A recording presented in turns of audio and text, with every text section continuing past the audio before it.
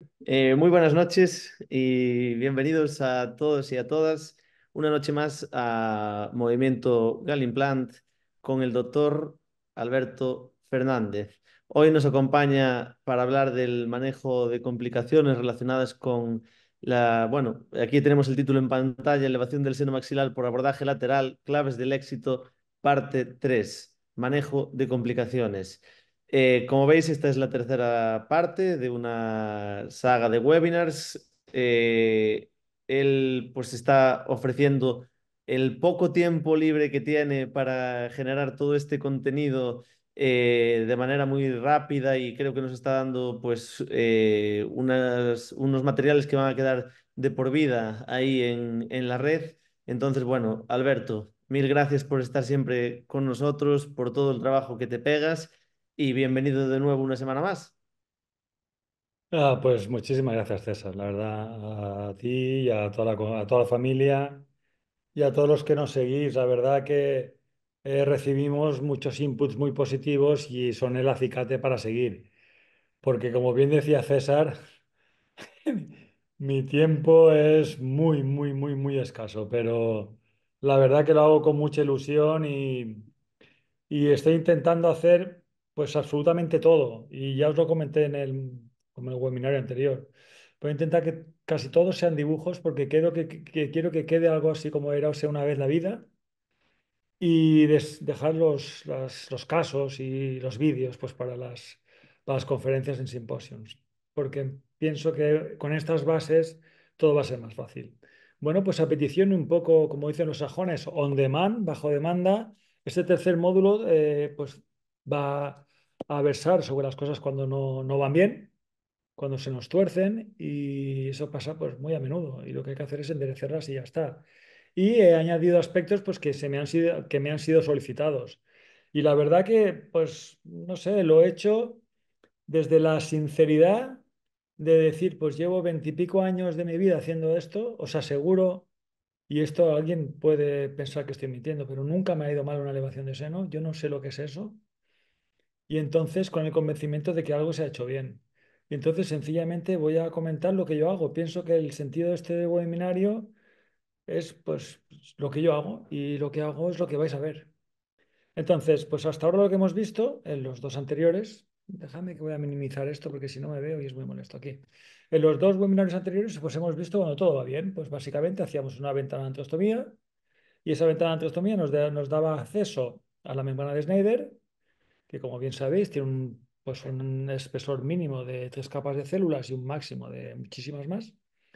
Y una vez que abordábamos esa membrana de Schneider, pues la despegábamos de una forma como os comenté, buscando esa forma paralelepipédica de elevar el seno para exponer la máxima pues, capacidad osteogénica de las paredes que lo circundan y a partir de ahí colocar un material de relleno que de mi elección es el hueso autógeno, estatificado con un halo injerto cortical o con un seno injerto. También le veo mucho sentido utilizar un halo plástico o un sintético y a partir de allí pues cerrar. Y eso es básicamente lo que vimos. ¿Qué ocurre? Esto ya no va. Ay, que no me va ahora. ¿Qué es lo que ocurre cuando tenemos la complicación más común, que es una perforación de la membrana de Schneider? Pues ahí la cosa se dificulta un tanto. ¿Por qué? Pues porque se establece una solución de continuidad. Se establece la posibilidad de que algunas partículas caigan en el interior del seno y en esa cavidad que no es estéril como se consideraba hasta hace no mucho tiempo, pues irrite, entorpezca, digo, la batida ciliar y se genera un éstasis de moco. El éstasis de moco genera una acumulación de bacterias anaerobias, estas consumen más oxígeno, infección y se va todo al garete, ¿no? Entonces, típicamente las perforaciones se han descrito de muchas maneras. Pues perforaciones que se están ubicadas en el tercio anterior, el tercio medio, el tercio posterior, lo mismo dividido por mitad superior o mitad inferior. Yo pienso que ya me vais conociendo, yo soy muy simplista y a mí me da absolutamente igual dónde esté colocada la perforación. Lo que para mí es muy importante es diferenciar entre dos aspectos. Lo que yo llamo una simple laceración o desgarro, esto es, la membrana pues ha tenido se ha cortado, se ha separado, pero no hay pérdida de sustancia. o lo que sería una pérdida de sustancia, que es que una parte de la membrana se ha perdido, típicamente porque se queda adherida a la pared lateral del hueso, o porque se pierde, porque se retira un quiste de retención, por cualquier cosa, o porque hay una infección previa, o por mil aspectos, ¿de acuerdo? O porque tienes que quitar una fijación o un diente y se perfora con pues una solución de continuidad que supone una pérdida de volumen, ¿de acuerdo? Entonces, cuando tenemos una simple laceración como la que estamos viendo ahí, me da igual donde esté, yo típicamente lo que hago es suturarla sistemáticamente, intento suturar todas las membranas del seno, lo repito, intento suturar todas las membranas del seno. En este aspecto hay dos grandes autores, Fugasoto y ¿cómo se llama? Uy, ahora no me va a salir. Federico Hernández Alfaro, que tiene una clasificación totalmente distinta donde uno, ahora no recuerdo quién es, sutura las que son mayores de 5 milímetros y otro las que son menores de 5 milímetros.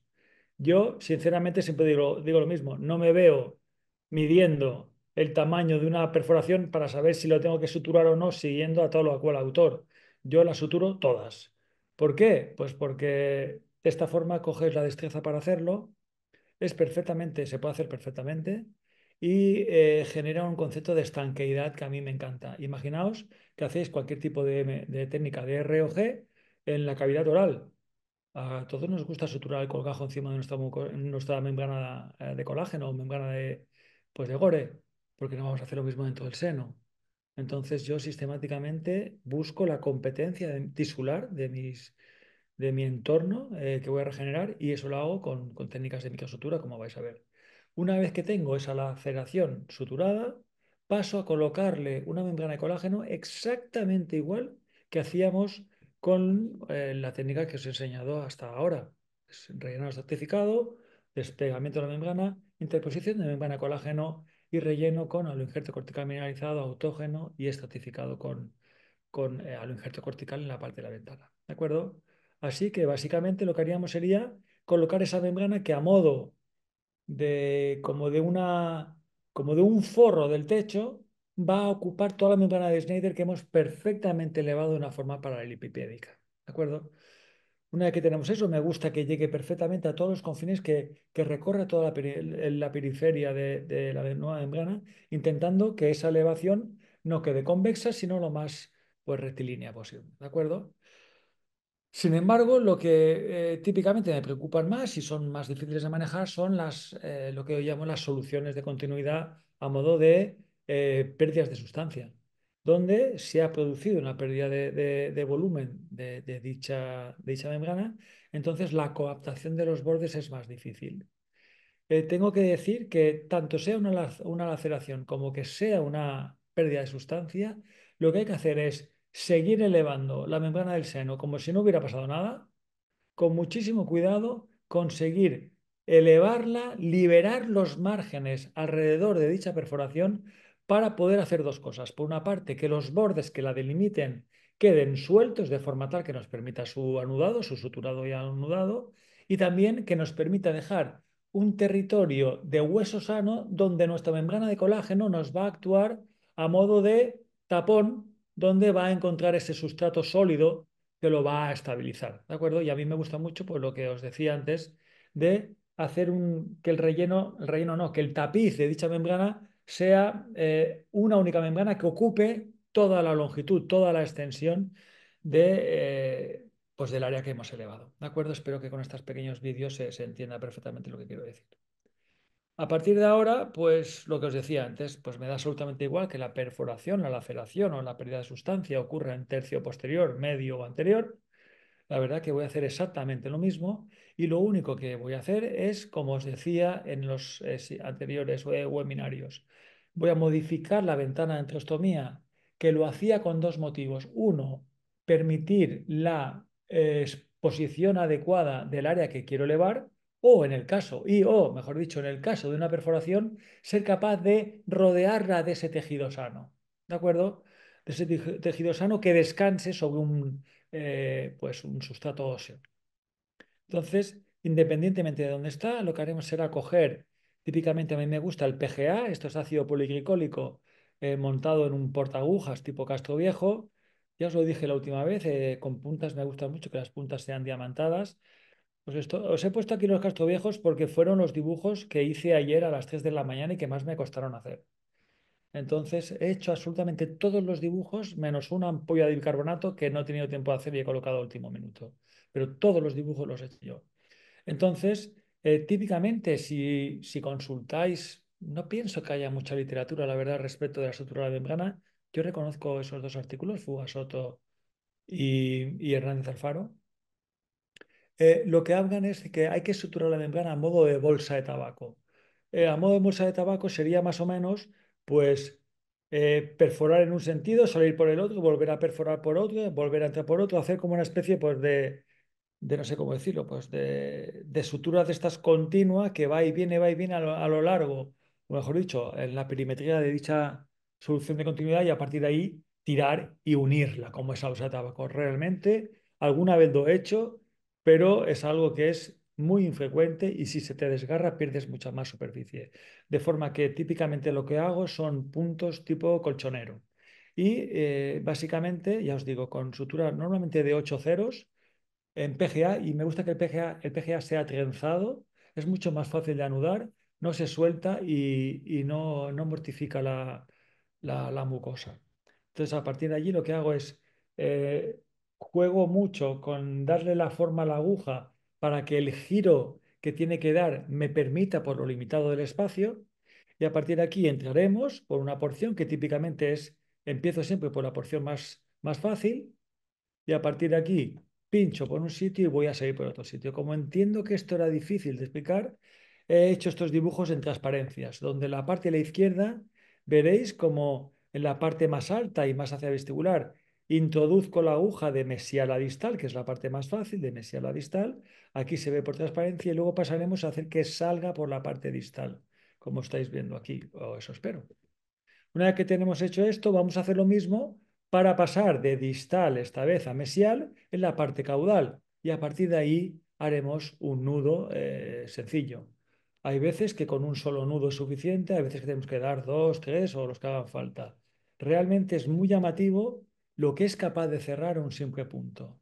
Es súper llamativo. En estas zonas no hay tensión y es realmente muy, muy satisfactorio poder resolverlo y os aseguro que es algo que me lleva pues menos de 2, 3 minutos hacer. Suturar una perforación de una membrana normal, ¿eh? Hay algunas que me he podido tirar 15 y 20 minutos y algunas no he sido capaz de suturarlas, pero la inmensa mayoría de las veces en pocos minutos se suturan. Una vez que tenemos la membrana suturada, y os insisto, hemos tenido una pérdida de sustancia o bien la membrana es sumamente de Schneider, me refiero, es sumamente delicada, o hay zonas donde no he podido, por cualquier motivo, conseguir esa competencia satisfactoria, lo que voy a hacer esta vez, a diferencia de la anterior, va a ser colocar de nuevo una membrana de colágeno que ocupe toda la extensión de esa Schneider. Lo voy a llamar Schneider porque se está todo el rato hablando de membranas.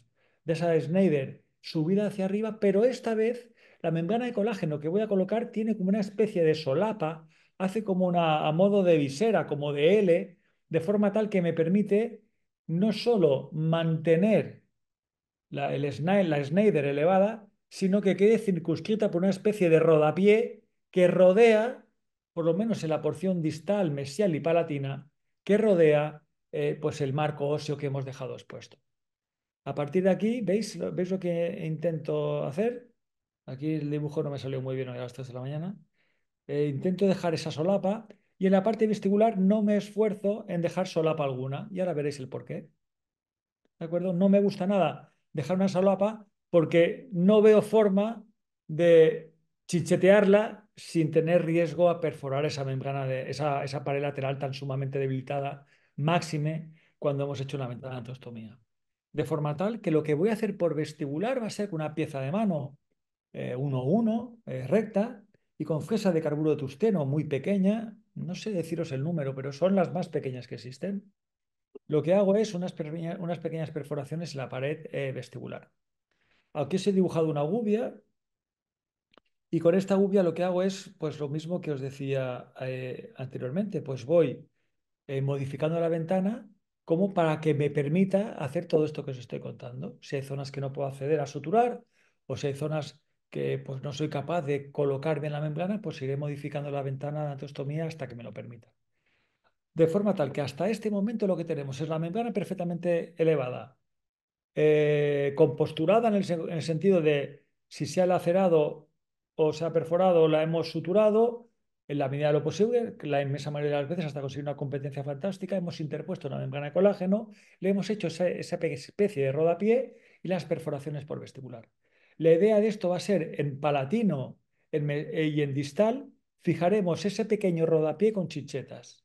Estas chinchetas las introduciremos de una forma sencilla en el interior del seno y las iremos a fijar. Mi idea es que quede perfectamente contenido. Me obsesiona la estanqueidad. Quiero que esto quede perfectamente contenido y se colocan en la pared medial del seno, que corresponde con la pared lateral de la fosa nasal. ¿De acuerdo? Se fijarán ahí las chinchetas, normalmente el número de 1, 2, 3, pero he colocado hasta 5 o 6. ¿De acuerdo? Y en la parte vestibular haremos unas perforaciones, como os decía, de forma tal que pasaremos a fijar la membrana en vestibular mediante puntos de sutura y en la porción palatina y distal la fijaremos mediante las chinchetas. ¿De acuerdo? Al respecto pues, de las membranas, las chinchetas, de la fijación, pues junto con el doctor Sergio García, que es un encanto de chico, y la verdad que no he querido poner mi foto a su lado para que no pareciera más feo. Entonces, el honor es mío, la verdad, de haber diseñado el sistema de fijación, OsteoFix le llamamos. Es un sistema que de la mano de Galimplan vamos a desarrollar, estamos desarrollando ya de hecho, tornillos tipo Tempol, chinchetas, tornillos de osteosíntesis, tornillos de fijación de membranas, una serie de aspectos que tienen peculiaridades que le van a hacer muy, muy, muy especiales. Muchísimas gracias, Sergio, por darme la oportunidad de colaborar contigo.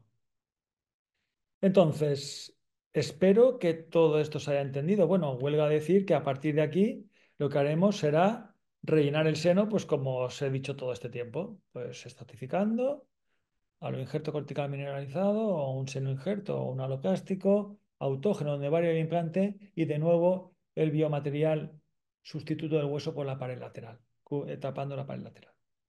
A partir de aquí, y de nuevo os decía, bajo demanda, vamos a a tocar un tema de la hemorragia, que la vez pasada lo toqué un poco así de soslayo y se me ha pedido pues que sea un poco más específico y eso que voy a hacer ahora. Bueno, a mí no me gusta nada leer diapositivas, lo tenéis aquí, os la podéis leer vosotros. Os voy a contar, os he hecho estos dibujos donde después de quitada la musculatura, pues vamos a tener acceso a la arteria maxilar. Como bien sabéis, la arteria maxilar si partiéramos del ventrículo izquierdo, subiría la aorta. De la aorta se divide pues, en la subclavia izquierda, la carótida primitiva y el tronco brachiocefálico. Y a partir de aquí suben dos arterias carotidas primitivas que se dividirán en una carótida interna y una carótida externa. La carótida interna asciende sin ninguna sola rama hasta que se introduce en la base del encéfalo por el agujero rasgado anterior. Y la carótida externa que sigue de ramas empezará a darnos la faringe ascendente, tiroidea inferior, tiroidea media, tiroidea superior, lingual y facial. Una vez que ha dado estos tres troncos, o cinco troncos, mejor dicho, vasculares, acaba con dos ramos terminales, a saber, la temporal superficial, perdón, y la maxilar. Antes se llamaba maxilar interno, hoy en día se llama maxilar. Y esta arteria maxilar viene a dar pues, del orden de unas 11 ramas. Pues de esa arteria maxilar, las que nos interesan son dos ramas principales que a nivel de la fosa palatina se divide en una que podéis ver aquí, que es la alveolar postero superior, y otra que es la infraorbitaria. ¿De acuerdo? Esta alveolar postero superior va a recorrer la pared lateral del maxilar y es la típica que podemos injuriar cuando estamos haciendo nuestra ventana de angiostomía. ¿De acuerdo? ¿Por qué es interesante esta anastomosis que he dibujado aquí entre la infraorbitaria y el alveolo postero superior? ¿Por qué? Porque si hacemos una ventana de angiostomía y tenemos un manado sanguíneo, si no están anastomosadas, sencillamente ligando, fijando, cauterizando, impactando una partícula de hueso, poniendo cera de hueso en la porción distal, evitaríamos que hubiera una hemorragia. Pero si ocurre esta anastomosis, puede ocurrir que el manado sanguíneo también me venga por la porción anterior, lo cual es más infrecuente. Yo habitualmente cuando tengo una hemorragia suelo manejarla solo en la porción terminal de la misma. Espero que se haya entendido. Ventana de angiostomía, localizaremos la arteria y típicamente ligando, fijando, clampando, cauterizando empaquetando hueso o empaquetando cera de hueso, se suele cohibir la hemorragia, pero si viene por la parte anterior, vendrá de la anastomosis con la infraorbitaria. ¿De acuerdo? Espero que esto se haya entendido. No sé qué más contar, la verdad. Os podía poner vídeos y mil cosas, pero es que se nos va a ir el tiempo. Me parece que estos dibujos los he hecho, la verdad, jugando con las transparencias para que sean de alta utilidad. Ahora vamos a la pérdida de estabilidad. Imaginaos que hemos hecho una elevación de seno y queremos colocar el implante en el mismo momento y resulta que este nos pierde estabilidad. Yo, cuando llegué a la compañía, pues hace unos 12 años, les pedí, por entonces no existía el implante de 4.5 y pasábamos del de 4 al de 5 y les pedí que por favor me hicieran un implante de 4.5.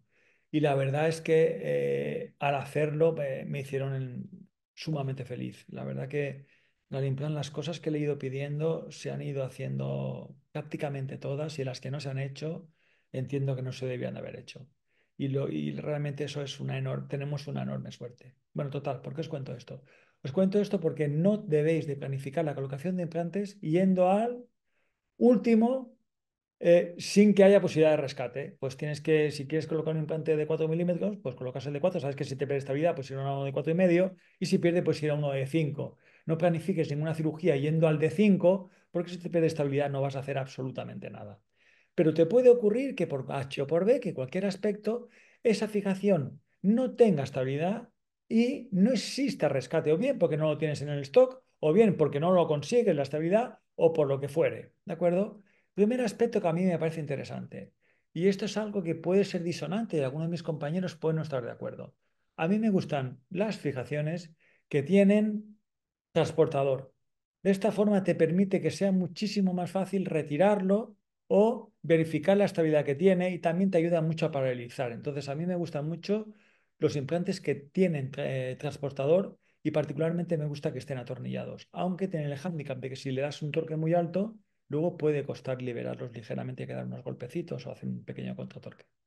Total, imaginaos que por cualquier motivo un implante nos pierde estabilidad. En el caso que veis aquí dibujado, pues sería, pues aquí tenemos mucha disponibilidad de hueso, pero os he querido poner una situación límite donde tenemos una cantidad de hueso ínfima. Y a mí esto es algo que sistemáticamente me ha tocado las narices, porque cuando he ido a pues, eventos, simposios, congresos, conferencias, la gente te habla de que pues cuando vas a conseguir estabilidad primaria colocas el implante. Pero ¿y tu alma cándida? Yo no soy capaz de saber si la voy a conseguir o no. Esto lo intentas y la tienes, y de repente la pierdes o no tienes ni idea si la vas a conseguir o no. Pero nunca nadie me ha dicho qué hay que hacer si se pierde la estabilidad. Entonces yo, como ya hace 20 y pico años, que son pocos, pero no escasos los años que llevo haciendo estas cosas, pues he intentado buscar soluciones. Porque si coges y tienes una elevación de seno hecha, donde has montado toda la esta que parece el Belén del árbol de Navidad, y, y coges y al final dejas un defecto comunicante y vas a tener, por tanto, casi seguro una dehiscencia de suturas, una infección de todo, pues tenemos un follón montado.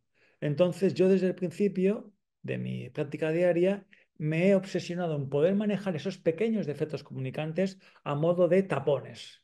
Entonces, esos tapones me encanta la compañía Galimper por muchísimas cosas, pero tiene un sistema de trifinas fantásticos que se adapta perfectamente no solo a la retirada de fijaciones, sino al concepto de los tapones de Berto Fernández. Y es decir, yo tengo que tapar un defecto comunicante, que si no hago nada, mi incisión va a coincidir con ese alveolo que yo he generado para un implante. Y sabéis que hay una máxima, perdón, quirúrgica que reza que toda sutura sobre un defecto es una dehiscencia segura. De forma tal que si yo suturo sobre ese defecto, voy a tener seguro una dehiscencia de mi sutura, por tanto, una solución de continuidad, por tanto, una contaminación del lecho, una infección y el comienzo del Armagedón. ¿De acuerdo? Entonces, seleccionaremos una trefina que sea de tamaño mayor que el área que queremos tapar. Y a partir de aquí iremos a buscar una zona donante de hueso que tenga típicamente una parte cortical y una pequeña, mínimamente, una mínima pequeña parte esponjosa. ¿Y por qué tiene que tener una parte esponjosa? Porque si no, no se puede luxar. De forma tal que una vez tomada referencia del área que tenemos que obtener, el cilindro que tenemos que obtener, buscaremos una zona donante. A mí me gusta mucho la zona palatina, a nivel del canino, de la porción palatina, la zona del mentón, la zona del trígono retromolar o la zona de la tuberosidad. Una vez que hemos obtenido de cualquiera de estas áreas ese injerto que va a tener una forma de cilindro córtico esponjoso, lo que hacemos es cogemos un disco, los de tipo Curie, y le damos una forma cónica. Observa que aquí le hemos dado una forma cónica. Esto parece un corcho de estos de alcornoque. Le damos una forma cónica. Esto lo introduciremos a presión en el lecho que nos ha perdido estabilidad. Y una vez que esté introducido, lo que haremos es nos quedará pues más o menos como así. Una vez que tenemos eso así, terminaremos de darle forma con una pieza de mano. De forma tal que dejaremos a modo de tachuela nuestro tapón fijando perfectamente ese defecto. ¿De acuerdo? Yo os tengo que decir que en mi vida, no sé cuántos centenares de tapones he hecho en mi vida, pero nunca jamás me ha ido mal un tapón.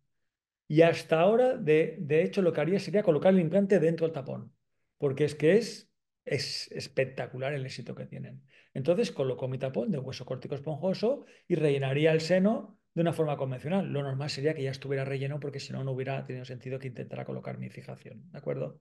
Para hacer eso utilizaremos pieza de mano, confesa de tusteno o confesa de diamantes según las apetencias de cada uno.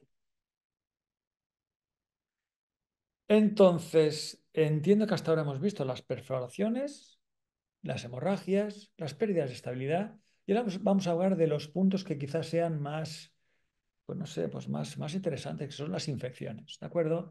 He dividido infección atendiendo a que se corresponde a una infección del material de injerto y sinusitis, que es cuando lo que tenemos una infección, evidentemente, del contenido sinusal, ¿de acuerdo? Si tenemos una infección del material de injerto, esto es muy importante, muy, muy, muy importante. El material de injerto se tiene que eliminar totalmente. Pero hay un error, hay una serie de errores de bulto cuando se elimina el material de injerto. Primero, colocar la anestesia mal. Eliminar un injerto infectado es sumamente doloroso para el paciente, de forma tal que debemos de colocar anestesia. Aquí he puesto 4 carpules porque es como realmente es necesario administrar mucha anestesia porque al paciente le duele. Hay que esperar un tiempo adecuado y dado que estamos en un pH ácido, por la relación de Hasselbalch o algo así, hay una disolución de la anestesia y esta no hace efecto. De forma tal que si al paciente le duele es interesante comprar una ampolla de bicarbonato de sodio, se aspiran apenas 1 mililitro y se inyecta en el área. Eso va a alcalinizar el área y nos va a permitir que nuestra anestesia local sea eficiente. Si no hacemos eso, al paciente os aseguro que le va a doler. Y es una de esas cosas en la vida que cuando has tenido que desmontar un injerto, sabes lo que duele y sabes lo mal que lo pasas. ¿De acuerdo? Entonces, desmontar un injerto no se puede hacer de cualquier manera. Se le pone anestesia. Mi recomendación, 1 mililitro de bicarbonato en la zona que vas a anestesiar. Le pones anestesia, esperas 5 o 10 minutos y a partir de allí quita absolutamente todo lo que tú hayas añadido. Y hay 2 errores. Uno típico es volver a injertar. Jamás, jamás, jamás en la vida se vuelve a injertar un área séptica. Jamás. Se quita y se deja curar. Segundo error de bulto es quitar la membrana de Schneider porque se considere enferma. Eso es género bobo. La membrana de Schneider, una vez que tú hayas quitado la infección que está contenida por debajo de la misma, va a curar perfectamente bien. Es estúpido eliminar la membrana. Por tanto, se quita todo el material de relleno y no se pone nada.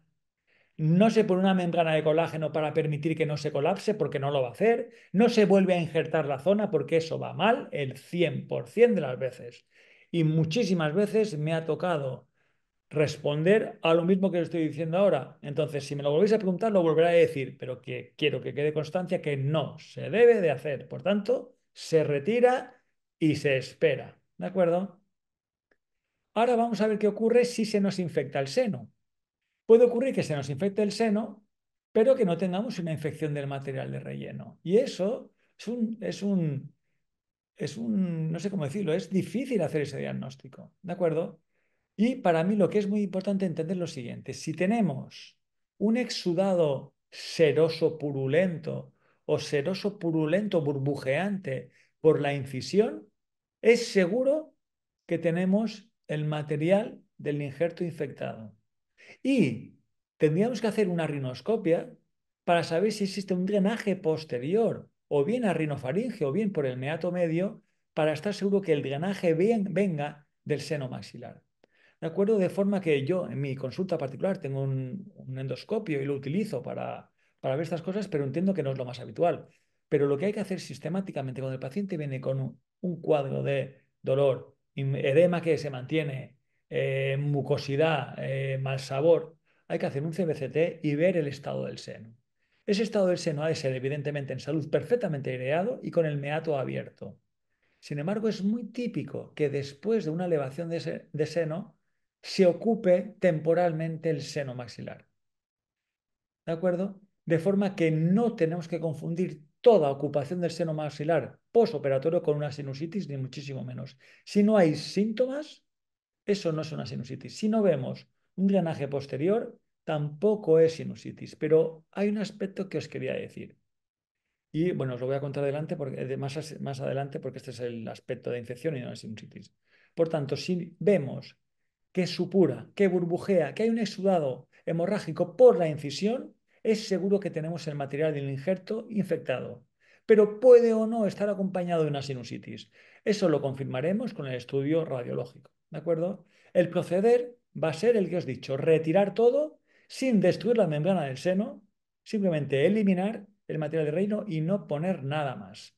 Ahora, para terminar, y tenemos 8 minutitos, he intentado buscar el máximo de información en la literatura al respecto de lo que existe aval científico y de lo que no, para hacer lo siguiente.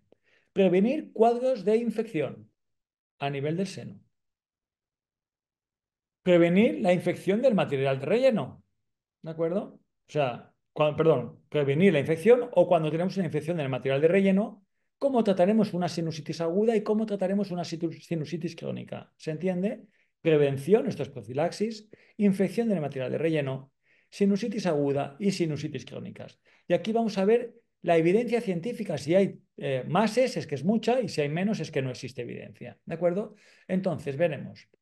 Para prevenir, evidentemente, la utilización de antibiótico, aumentine o una quinolona como el moxifloxacino, hay altísima, ¿cómo decirlo?, carga, evidencia científica respecto de que es favorable. Tanto en la prevención de la infección como en el manejo de cómo evitar que el material se nos infecte, como en la sinusitis aguda. Sin embargo, la sinusitis crónica, la utilización de antibióticos no tiene evidencia científica.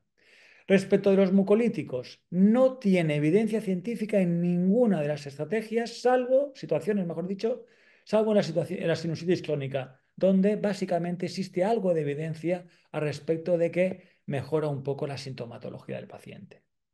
La utilización de antihistamínicos no tiene ninguna evidencia de mejora en ninguna situación, salvo en prevención y casos de sinusitis crónicas cuando el paciente sea alérgico. ¿De acuerdo? Importante, como bien sabéis, los antihistamínicos tienen un efecto anticolinérgico. Lo que va a hacer es, sabéis que el parasimpático, pues su mediador por excelencia es la acetilcolina, y la acetilcolina media la batida ciliar, pues una acción parasimpática, de forma que el antihistamínico va a paralizar esa batida ciliar, de forma que puede empeorar los cuadros de sinusitis. Por tanto, no tiene sentido, no tiene evidencia científica dar en pacientes no alérgicos antihistamínicos. En cuanto a los corticoides sistémicos, pasa lo mismo. No hay justificación para hacer prevención con corticoides sistémicos, ni, ni tratamiento de la infección del material de relleno, ni de la sinusitis aguda, y tan solo existe evidencia al respecto que la sinusitis crónica mejora la sintomatología y disminuye típicamente la inflamación, sobre todo en aquellos fenotipos de sinusitis crónicas que cursan con pólipos sinusales. ¿De acuerdo? Sabéis que la sinusitis crónica hay dos fenotipos, uno que cursa con pólipos y otro que cursa sin pólipos. Sin pólipos. Pues en esta que cursa sin pólipos, la utilización de corticoides sistémicos, perdón, sí que resulta útil. Donde más evidencia hay es en el corticoide inhalado, típicamente budesonida inhalada. ¿De acuerdo? En todas, tanto la prevención como la infección del material de relleno, como la sinusitis aguda, como la sinusitis crónica, la budesonida inhalada nos resulta satisfactoria. De forma que utilizaremos en mi protocolo tanto un corticoide inhalado tópico, budesonida, como un antibiótico de elección aumentine o moxifloxacin. ¿De acuerdo? Y muy importante lo que os pongo en este asterisco.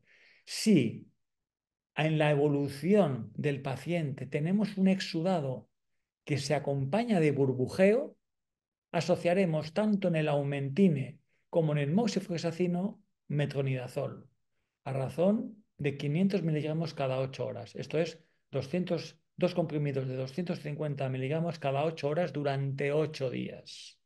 ¿De acuerdo?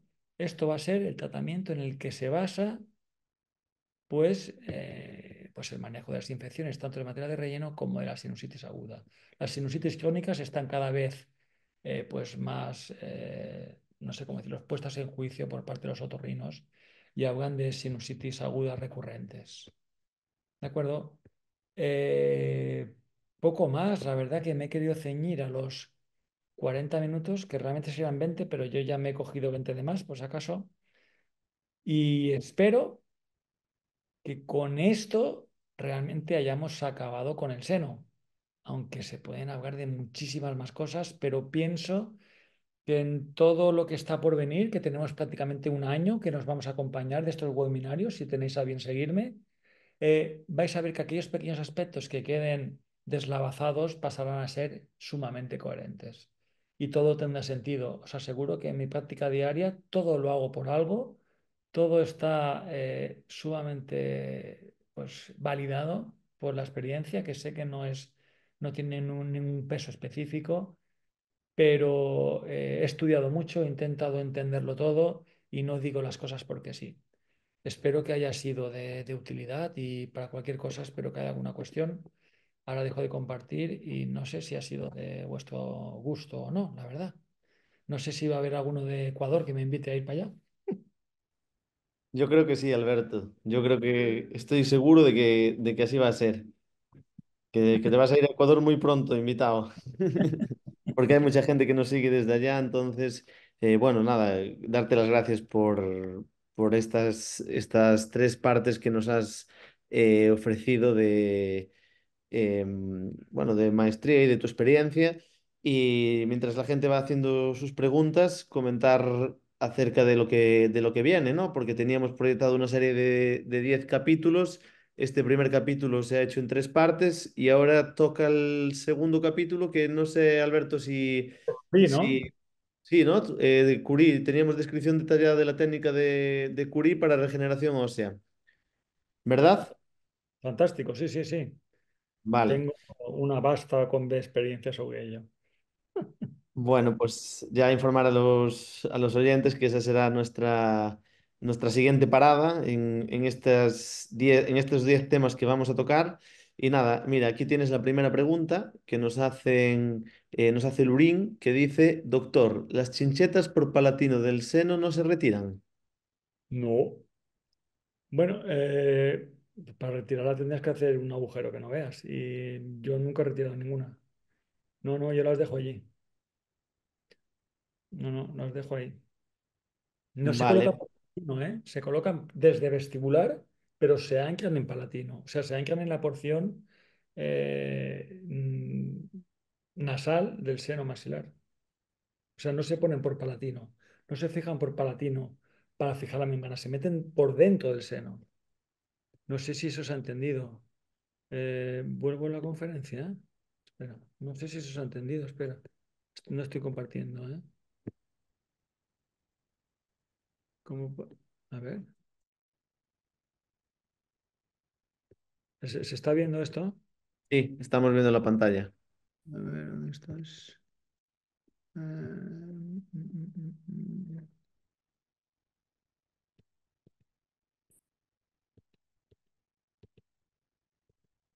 Aquí. Aquí podría, de hecho, hice un dibujo más donde este es que es el holder, el transportador de chincheta, realmente desde la porción vestibular llega por dentro del seno, de forma que lo estamos metiendo dentro del seno, no estamos fijando la chincheta por palatino, sino desde vestibular abordamos a esa solapa que os decía y va a quedar la chincheta dentro del seno, como veis en estas imágenes de aquí, ¿lo veis? Esto está desde vestibular. ¿Se entiende? Sí, sí, sí, sí. ¿Eh? Vale, mira, nos dice José Luis Arribas, muchas gracias por todo, un placer, maestro. Más preguntas. Cristina Cuencas dice que le ha encantado lo del tapón de huesos. ¿Si es idea tuya o ya habías leído al respecto? Pues yo siempre pensé que era idea mía, pero resulta que un tal Proctor hizo lo mismo en 1969, pero con hueso de cadera. Entonces, yo también lo he hecho con hueso de cadera y siempre pensé que era mía, pero siempre hay alguien que para novedades los clásicos, ¿no? Pues alguien ya lo había hecho antes que yo, pero siempre pensé que era mío, sí. Pero después ya dije, pues me voy a poner a investigar y uno lo hizo antes que yo. Vale, vale, tenemos aquí ahora una pregunta que es acerca de los cuidados posoperatorios del seno en cuanto a deporte, viajar en avión, etcétera. ¿Qué es lo que recomiendas? Pues siempre se ha dicho que no había que viajar en avión. Realmente yo no le veo mucho sentido, porque a diferencia de lo que piensa la gente, cuando se vuela no hay un aumento de presión, sino hay una hipopresión, hay menos presión. La presión en el aire, o sea, en un avión es por debajo de una atmósfera. Entonces realmente lo que va a haber va a ser una dilatación de las cavidades y no tiene por qué pasar nada. Entonces típicamente se ha dicho pues, que no se puede viajar en avión durante una semana. Yo vivo en una isla, el 40% de mis pacientes vienen de fuera y todos, prácticamente todos, me vienen en avión y nunca he tenido ninguna, la menor de las pegas. Me preocupa mucho más el buceo, donde la compensación de las cavidades es muchísimo más brusca y hay cambios de presión muchísimo más severos, donde hay cambios positivos y negativos. Mientras que en un avión pasamos a un máximo de una atmósfera, pues a un mínimo de 0,9 atmósferas, donde el cambio de volumen es mínimo y además muy suave. No, no me preocupa, aunque la literatura se ha repetido por copia y pega, que sí que es un inconveniente, no es mi experiencia en absoluto. Y estoy convencido que no supera el más mínimo aval crítico. Imaginaos, para eso había que coger a 25 centros y hacerles sendas elevaciones de seno a sus pacientes, meterlos en un avión, llevarlos de aquí para allá, ver cuántos kilómetros, qué cambios de presión ha habido y ver a quién le ha ido bien y a quién le ha ido mal. Y ese estudio jamás se ha hecho ni jamás se hará. Entonces hay cosas de estas que se consideran ciencia y para mí son menos, o sea, meros engañabobos que no aportan nada y no son capaces de superar la más mínima crítica mínimamente inteligente. Pero es mi opinión. Y lo digo con el máximo respeto, pero es que hay veces que es que no sé, que es que se defienden con una vehemencia, chorradas que no se pueden haber probado en la vida. ¿Entendéis? O sea, ¿quién va a hacer ese estudio? Es que nadie va a hacer ese estudio. En fin. Bueno, nos dice también Alberto Cerezo, ¿qué ocurre si el injerto ves que se ha movido durante la cicatrización? ¿Qué injerto? ¿El material de relleno? No especifica. No, supongo que será el material relleno, lo típico que dice la gente que se le luxa y se le queda como que se le expele del seno y queda hacia vestibular, ¿no? Pegado a la membrana. Es algo que a mí nunca me ha pasado y Sí, dice que sí, que se refiere a eso, sí.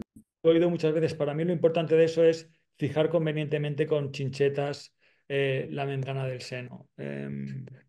Eso aquí no lo tengo, pero tenía en otro. Yo siempre fijo la membrana vestibular del seno. Espera, a ver.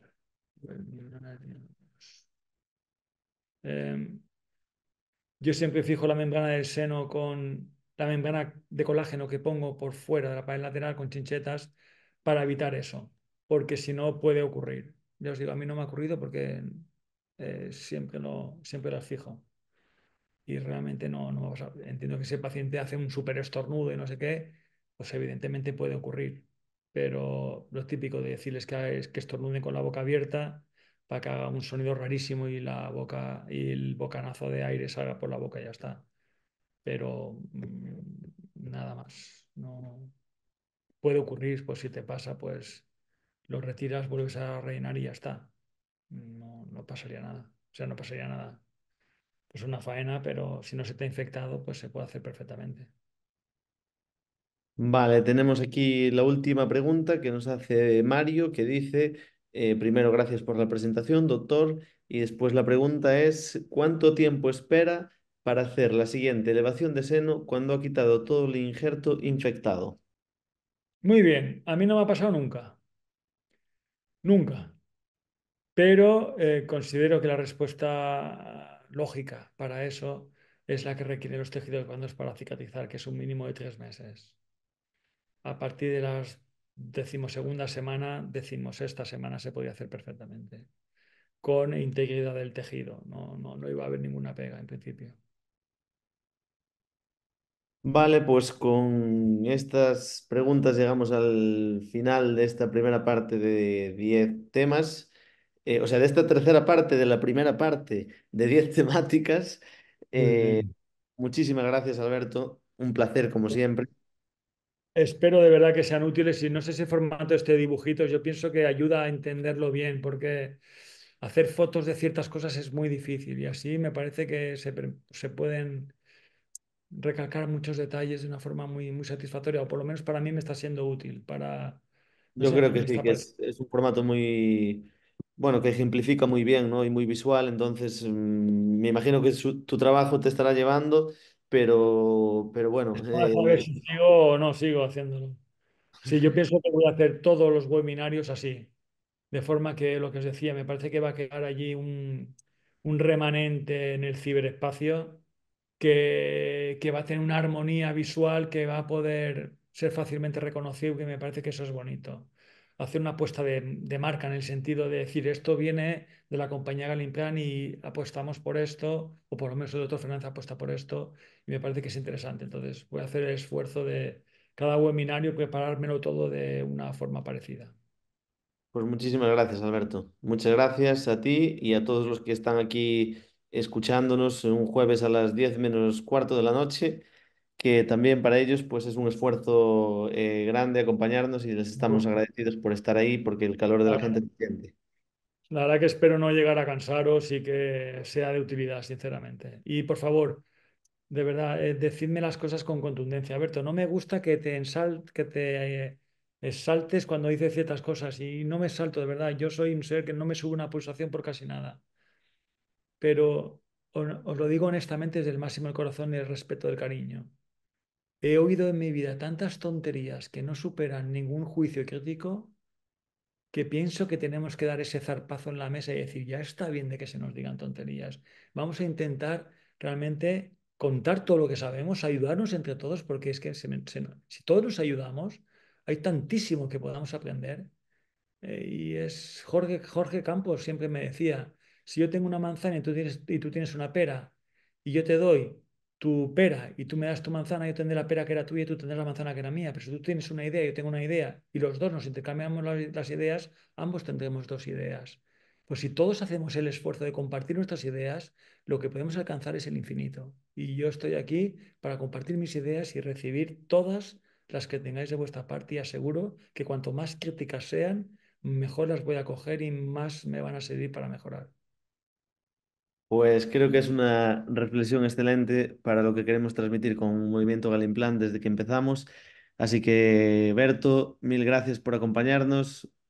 Buenas noches a todos. Movimiento Galimplant sigue. Nos vemos en muy poquito tiempo, 2 semanas más o menos. Os daremos la nueva fecha en los próximos días. Gracias por acompañarnos, Alberto. Muy buenas noches a todos. Muy buenas noches a todos, de verdad. Gracias por estar ahí.